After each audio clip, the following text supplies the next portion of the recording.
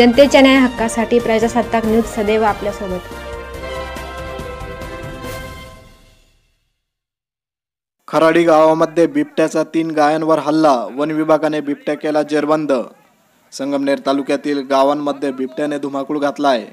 निमगाव, टिंबी, देवगाव, वाघापूर नंतर संगमनेर शहरापासून काही अंतरावर असलेल्या खराडी गावामध्ये सकाळी बिबट्याने रोहिदास वाघ यांच्या 3 गायांवर हल्ला केला।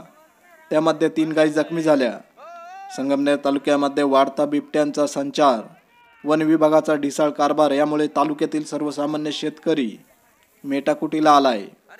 अशीच घटना संगमनेर तालुक्यातील खराडी गावामध्ये घडली आहे। देविदास वाघ यांच्या गोठ्यावर सकाळी बिबट्याने हल्ला केला। त्या हल्ल्यामध्ये त्यांच्या 3 गायी जखमी झाल्या आहे। ही बातमी परिसरात पसरताच नागरिकांनी सदर ठिकाणी मोठी गर्दी केली।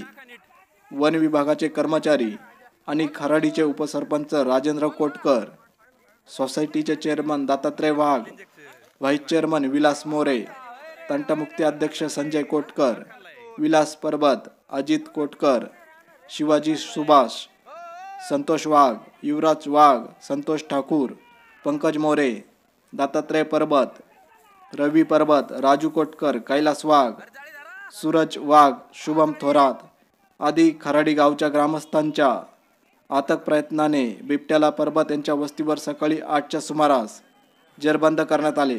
ग्रामीण भागात बिबट्याचा वावर आहे। वर्दळीच्या ठिकाणी सुद्धा बिबट्याचे दिसणे आणि हल्ले करणे सुरू झाले आहे। वन विभागाने एवढे बिबटे जेरबंद